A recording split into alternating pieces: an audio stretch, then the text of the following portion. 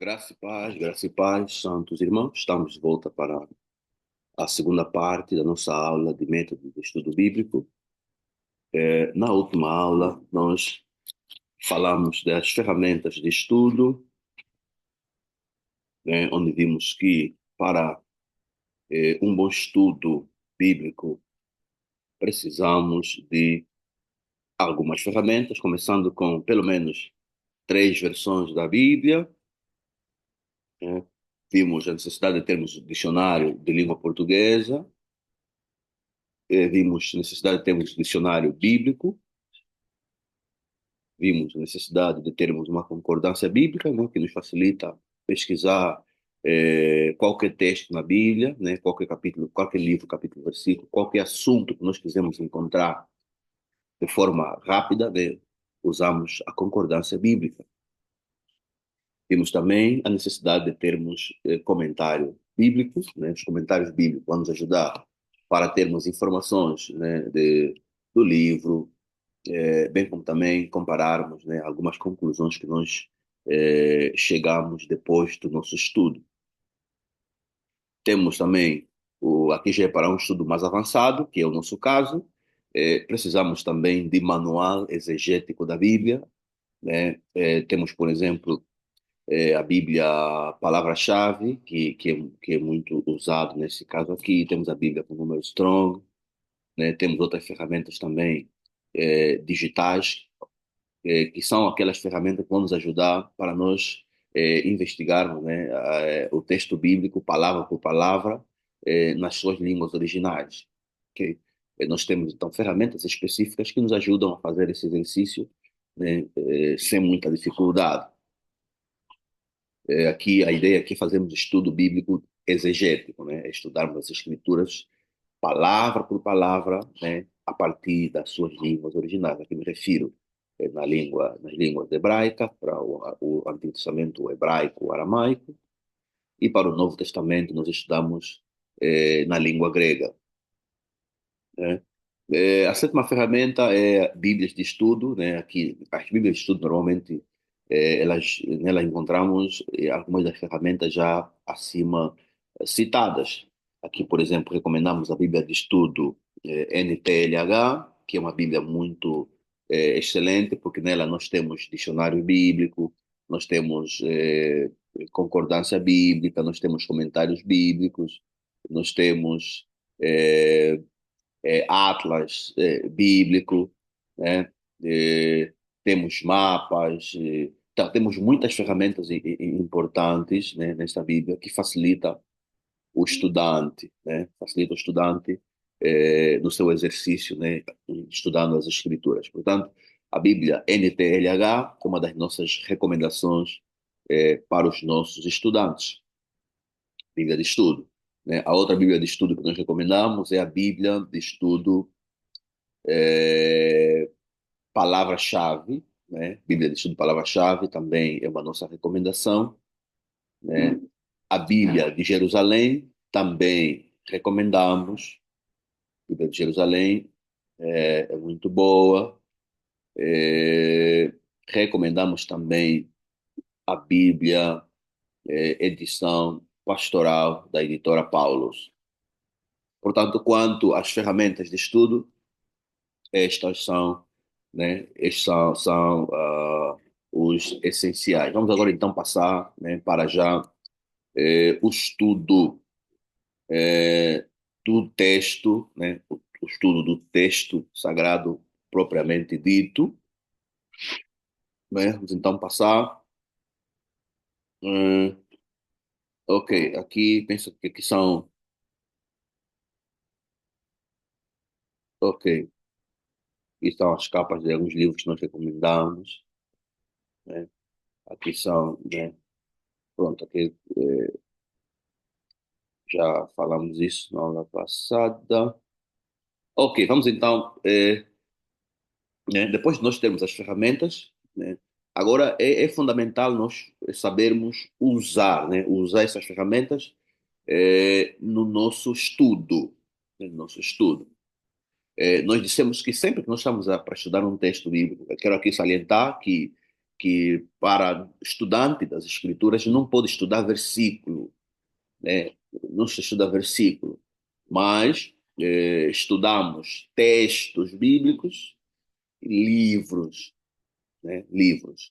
Pode estudar um texto, pode estudar livro das Escrituras, né?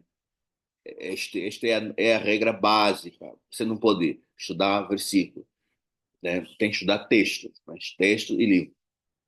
Quando nós estudamos texto, estudamos livro, então aí nós conseguimos interpretar corretamente qualquer versículo, né, que se encontra no texto, né, que nós estamos a estudar. Qualquer versículo. Quer dizer que os versículos só são compreendidos quando nós estudamos o texto, né? Assim como também o texto só pode ser bem compreendido quando nós estudamos o livro, né, onde este texto está inserido. Tudo isso por causa, né, dos contextos, né, por causa do contexto ah, do texto. Ok? Portanto, nesse exercício, né, ao estudarmos as Escrituras, é sempre importante começar por identificar o autor do livro, né? Quem é que escreveu o livro que você está a estudar? É muito importante, né? E também em que período é que ele escreveu, né? Escreveu em que época do Velho Testamento, do Novo Testamento, né? Escreveu quando aproximadamente, né? Em que período aproximadamente? Essa informação é importante porque vai contribuir, né, na nossa compreensão do próprio texto. Vamos, por exemplo, conseguir saber se o autor está a escrever no contexto da Velha Aliança, nesse caso do Antigo Testamento, ou se ele está a escrever no contexto da Nova Aliança. Vou dar um exemplo. Vamos supor que eu estou a estudar Malaquias 3:10, por exemplo, né? Ou Malaquias, ou o livro de Malaquias, né? Primeiro eu tenho que identificar quem é o autor, Malaquias. Quem foi Malaquias? Né? Quando é que Malaquias viveu? Né? Quando é que ele escreveu? Okay? Para quem é que ele escreveu? Isso vai ajudar-me a compreender o que ele escreveu. Porque eu vou saber o contexto, né, basicamente a época que ele escreveu, né, as circunstâncias políticas, religiosas, econômicas, sociais, né, que norteavam, né, a realidade dele. Né, porque essas informações vão afetar, né, naquilo que ele vai escrever no seu livro.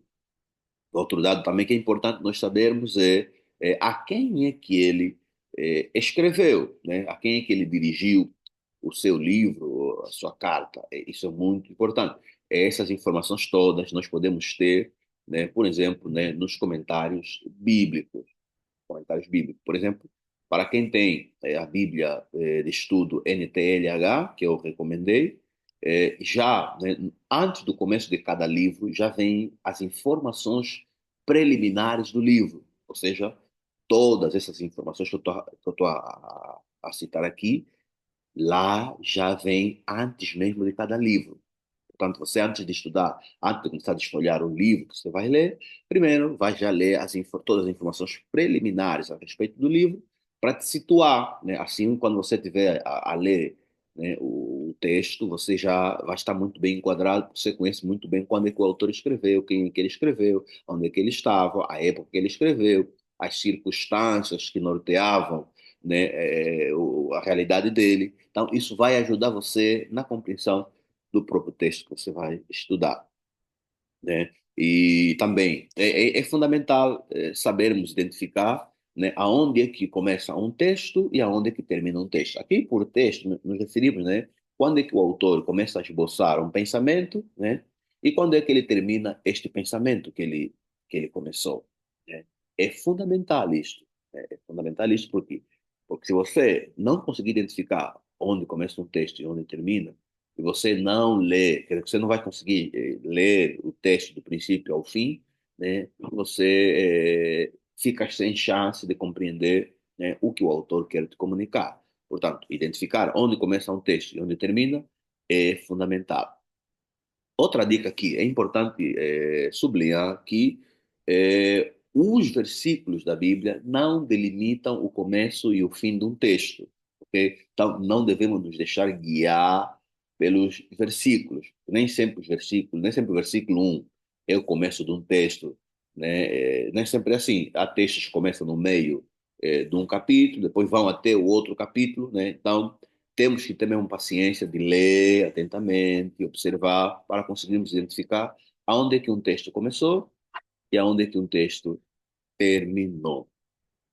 Ok? Outro dado também importante é identificarmos o personagem que está a falar no texto. Atenção, é, nem sempre o personagem que fala no texto é o autor do texto, né? É o autor, né? É claro que existem de facto, né, passagens onde vamos encontrar o próprio autor do texto, né, passando os seus comentários, né, ele próprio comentando. Mas, na maior parte das vezes, o autor do texto vai apresentar outros personagens a falar. Vou dar um exemplo. Vamos supor, por exemplo, está a ler o Evangelho de Mateus, né?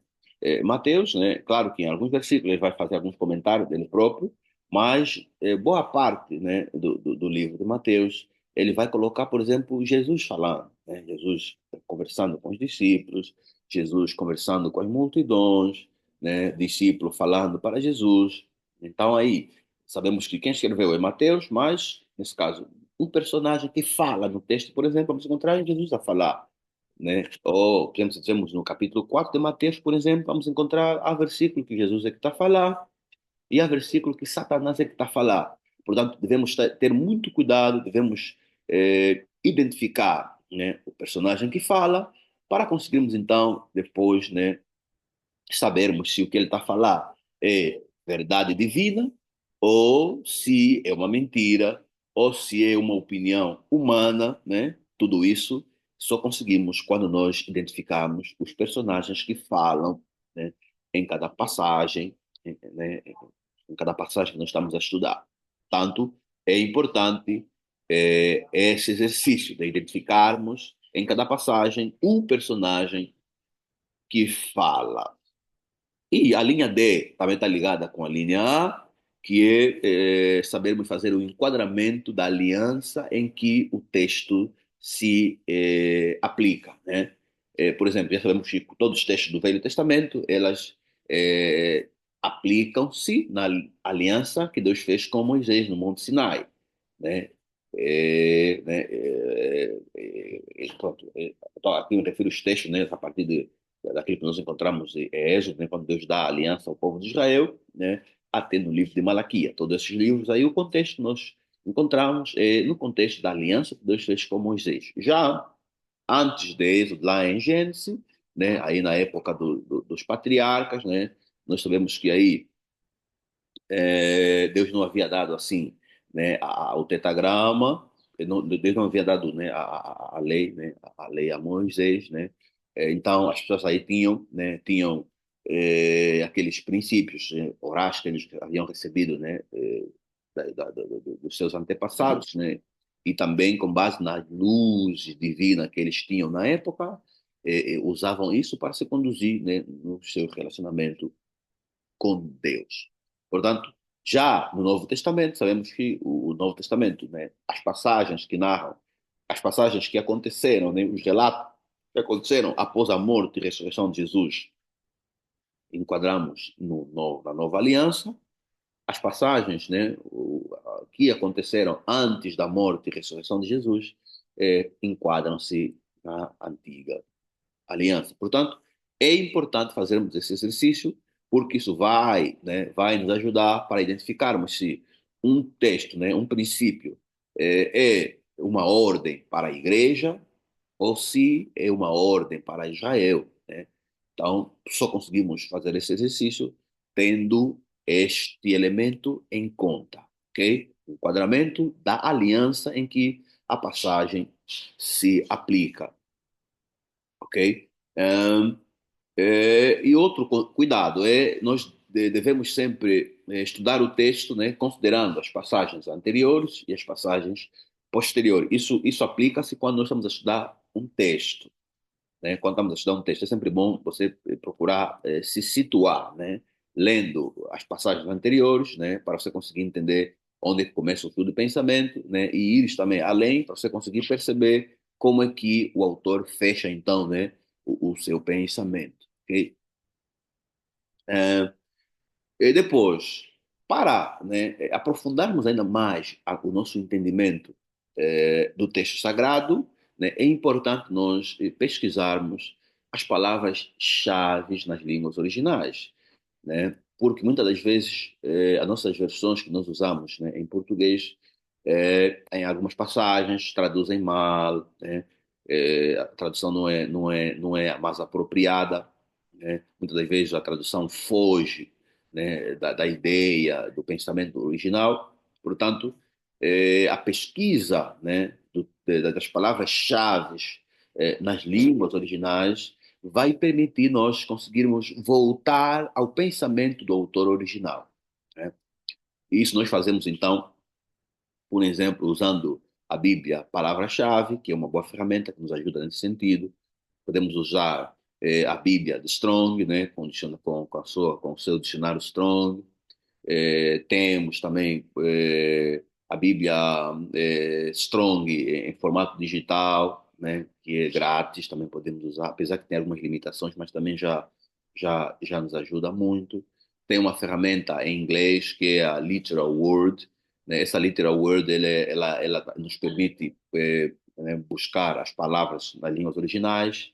Ela também nos dá onde é que cada palavra é usada em toda a Bíblia, né, e os sentidos em que a palavra é usada, né, em diversas passagens das Escrituras Sagradas. Portanto, usando essas ferramentas, nós conseguimos conhecer as palavras que os autores originais usaram, né, e então assim explorarmos, né, o significado dessas palavras para melhor então procurarmos fazer o enquadramento dentro do texto, né, para vermos qual é o sentido que muito provavelmente o autor, né, quis usar, né, para comunicar o seu pensamento aos seus leitores, ok? Muito bem.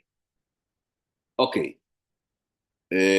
Então, tendo, né, estes todos elementos na nossa mente, vamos então avançar no nosso estudo, né?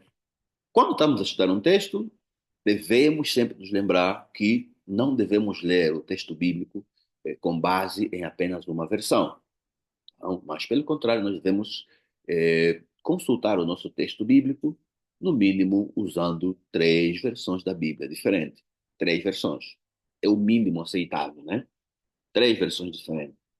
É, eu, por exemplo, uso muito a versão da Sociedade Bíblica Portuguesa, que tem o formato digital, que tem como nome a Bíblia para mim, é uma versão da Bíblia em um português muito simples, né? Uso também a Almeida ACF, que é, que é o texto recebido, né? Que é o texto tradicional, né? Uso também a Bíblia de Jerusalém, que é um texto muito bom. Uso também a Bíblia edição pastoral. Então, no mínimo, quando estou fazendo meus estudos, no mínimo, eu consulto três, quatro, cinco versões diferentes, né, para conseguir, então, buscar o texto correto, né, da passagem que eu estou a estudar. Isso vai ajudar o irmão a perceber, né, a variação que podemos encontrar, né, na leitura de um texto bíblico. Isso vai depender muito das versões que você está a usar. Existem versículos que a leitura varia muito. Você estiver lendo uma Bíblia, vai encontrar uma coisa. Se você estiver lendo uma outra versão, vai encontrar uma outra coisa. Tá? Você só consegue dar conta destas variações quando você estuda, né, o texto sagrado, usando, comparando, né, com várias versões das escrituras sagradas. Ok, né, depois de você já ter identificado o teu texto, agora, então vai agora sublinhar, né, as palavras-chave no texto, né, e vais procurar, né, essas palavras usadas nas línguas originais, né, usando as ferramentas que eu já acabei de apresentar. Pode usar a Literal Word, se o irmão entende um pouco de inglês, ou pode usar a Bíblia Strong, né? Aí você vai consultar, então, vai procurar todas as palavras-chave nas línguas originais, né? E depois de você procurar as palavras-chave, vai então investigar os seus significados, né? O que cada palavra nas línguas originais significa, ok? Ok.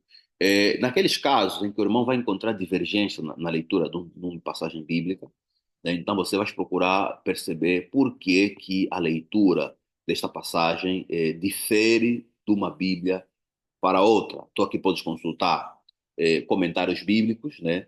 Comentários bíblicos, né? Para você. Aqui, por exemplo, eu recomendo muito, ajuda muito nesse tipo de exercício a Bíblia de Jerusalém, né? Onde cada versículo que for discutível, onde há variação, né? Lá vai encontrar uma nota, uma nota de rodapé, e ele vai te explicar quais são os motivos que fazem com que este texto apareça de forma diferente, né? Em várias Bíblias, né? Então, isso vai ajudar você a perceber por que esse texto, quando leio aqui, diz uma coisa, quando leio noutra Bíblia, diz outra coisa. Ok? É, Agora, no outro, né, outro exercício que você tem que fazer, depois disso é você agora procurar passagens paralelas. Ou seja, você tem que encontrar um texto aqui onde tem divergência, você, depois de fazer todo o seu estudo, ainda assim não está muito bem claro. O passo seguinte é você buscar passagens paralelas. O que são passagens paralelas? São outros textos da Bíblia, né, que falam do mesmo assunto que você está pesquisando. Ok? Vamos supor que o texto que você está a estudar, por exemplo, fala do amor de Deus, né? Um exemplo, amor de Deus. Ok. Então, o que que você vai fazer? Vai procurar outras passagens da Bíblia também que falam do amor de Deus, para depois você comparar, tá vendo? Você busca todas as passagens da Bíblia que falam do assunto, né? Vai estudar todos eles, um por um, né? Em cada passagem, claro, vai procurar as lições que você tem em cada passagem, depois vai então procurar juntar as passagens todas para você conseguir harmonizar aquilo que todas as passagens estão a te falar sobre o assunto amor. Ok? Esse é o valor das passagens paralelas. Elas nos ajudam, né, entendermos os textos difíceis por meio de textos fáceis. Ou seja, sempre nós temos algumas passagens que são mais difíceis que as outras. O que que vai acontecer? Quando nós encontramos passagens que são simples, que são fáceis, as passagens fáceis vão nos dar luzes para nós percebermos as passagens difíceis, ok? E isso então nós fazemos, né, por meio da consulta de palavras de textos paralelos. Atenção, irmãos, os textos paralelos, eles podem ser paralelos de palavra, por exemplo, estou estudando a palavra amor, né? Eu vou procurar a passagem que fala do amor, eu vou encontrar todas as passagens, mas também pode ser paralelo de pensamento, paralelo de ideia, né? Pode não surgir, posso não encontrar a palavra amor, por exemplo, mas posso encontrar, por exemplo, caridade, né? Né? Posso encontrar caridade, né? Então, já sei que caridade é o amor em prática, portanto, se enquadra na questão de amor. Então, nesse caso, eu teria que estudar todas essas passagens e depois comparar todas elas, né, e procurar harmonizar, né, o que todas elas querem ensinar. Lembrar sempre, né, o princípio da não contrariedade das escrituras, ou seja, os textos bíblicos não podem se contrariar. Sempre que nós encontramos uma aparente contradição, nós devemos procurar harmonizar, né, de tal forma a enquadrar um texto ao outro texto, ok? Então, ok. É, caso, mesmo consultando palavras paralelas, né, não conseguirmos entender, então vamos nos focar, né, na pesquisa, né, das palavras das línguas originais e vamos explorar os vários significados que as palavras nas línguas originais têm, né? Vamos procurar, então, aquele significado que melhor se harmoniza com a passagem e com os outros textos bíblicos que falam do mesmo assunto. Ok? Então, nesse exercício que tu quer falar, os irmãos sempre deverão ter em mente, né, as regras de interpretação, as regras da hermenêutica, né? Então, a primeira regra da hermenêutica que nós estudamos é que nós devemos interpretar, procurar interpretar um texto bíblico sempre partindo para o sentido, né, literal, o sentido normal, né, a ideia normal. Só quando o sentido literal não fazer sentido é que nós vamos então vamos buscar o sentido figurativo, né? Né? E depois nós temos que considerar o contexto, né, da passagem, o contexto do livro e o contexto da Bíblia toda, né? Comparar as escrituras com as escrituras, aqui eu me refiro, né, o consultar as palavras paralelas, os textos paralelos, conforme eu falei no slide anterior, né? Então, sem esquecer o objetivo geral que levou o autor do livro a escrever o que ele escreveu, ok? Agora, rapidamente, eu quero falar aqui sobre alguns hábitos, né, que nós temos e que têm nos conduzido a fazermos interpretações erradas, conclusões da Bíblia de forma errada, né? Temos aqui quatro vícios que nós temos cometido, nós temos usado, né? Quatro vícios, né, que têm nos levado ao erro. Primeiro, o primeiro erro, o primeiro vício que muitos de nós temos é o isolamento de versículos. Ou seja, muita gente, ao estudar as escrituras, em vez de estudar texto bíblico, estuda um versículo isolado. Ele pega um texto bíblico, pega só lá um versículo isolado, tá vendo? E depois vai também no outro texto, pega um versículo isolado, né? Isso não se faz nem com a Bíblia, nem com qualquer outro livro, né? Independentemente do gênero literário, não se faz com nenhum tipo de livro. Você não pode, num texto bíblico, tirar apenas uma linha do texto e querer interpretar aquela linha de forma isolada ao seu texto. Não se faz isso. Por isso é que eu estou sempre a repetir que nós não devemos estudar versículos, nós temos que estudar textos e temos que estudar livros, ok? Então, nunca procura interpretar um versículo isolando-o do seu texto. Nunca estude versículos isolados.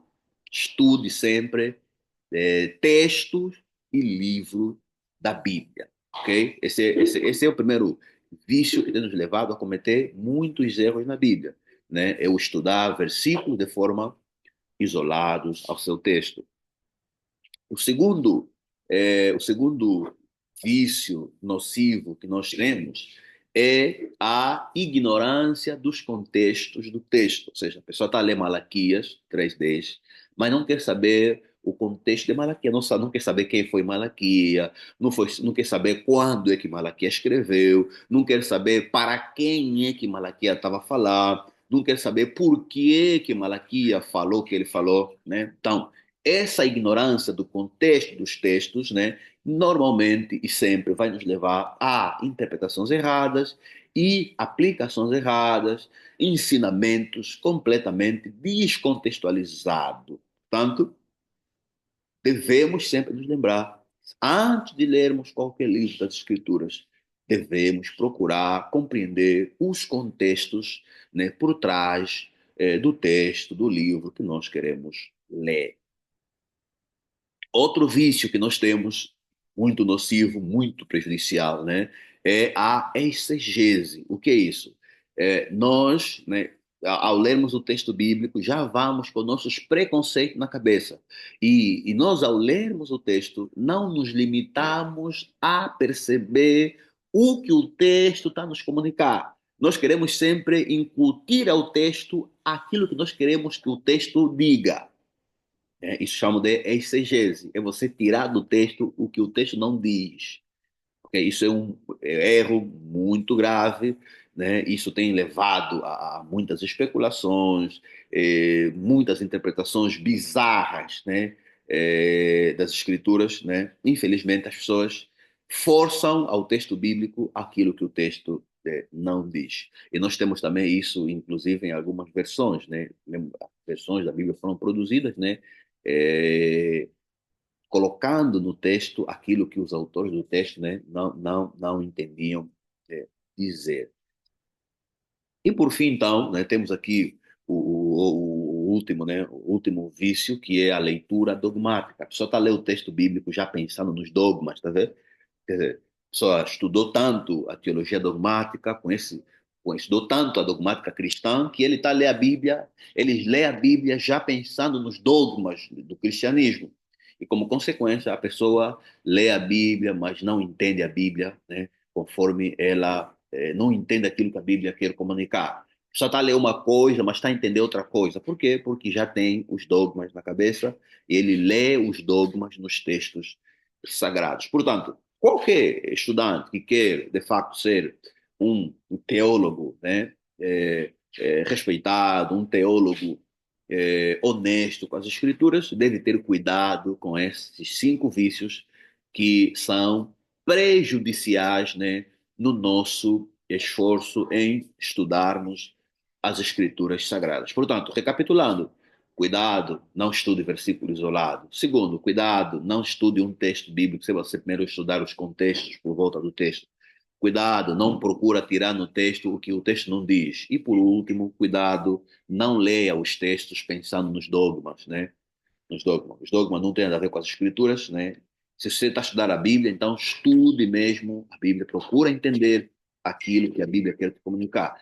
Se você quer estudar dogma, então leia os credos, né? Os credos ecumênicos, quando estão os dogmas, né? Não misture aquilo que é dogma com aquilo que é o ensino dos textos sagrados. Ok? Temos aqui, pronto, eu tenho aqui um exemplo prático, né? Eu vou deixar os irmãos fazerem, né? Com base naquilo que nós falamos, né? Com base os passos, as regras que acabei de apresentar. Então, eu vou pedir que os irmãos usem as regras e façam esse exercício prático. Procurar, por exemplo, procurar compreender, né, essa passagem de João, Evangelho de São João, no seu capítulo número 3, versículo 13 ao versículo 21, ok? Então, vamos seguir os passos todos que eu disse, né?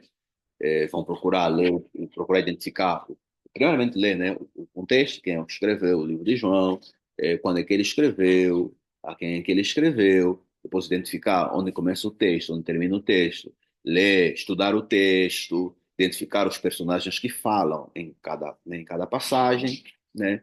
Depois, então, procurar extrair aquilo que o autor do texto está a comunicar, né, no capítulo 3, versículo 13 até o versículo 21. Depois dos irmãos fazerem este estudo, né, não se esqueçam, né, também pesquisar as palavras nas línguas originais. Vamos depois, então, conversar no nosso grupo do WhatsApp, vamos interagir, né, vamos conversar sobre este texto, ok? Para não ser muito longa a nossa aula, vou parar por aqui, né? Depois dos irmãos, então, lerem, né, esta parte 2 da aula, mãos à obra, né, fazer exercício. Vamos começar com João 3, 13 a 21. Depois no grupo eu vou sugerir outras passagens mais para nós fazermos exercício e juntos então interagirmos, né, usando as regras, né, que nós aprendemos aqui, regras de estudo bíblico. Graça e paz então, que Deus possa nos abençoar e até a próxima disciplina.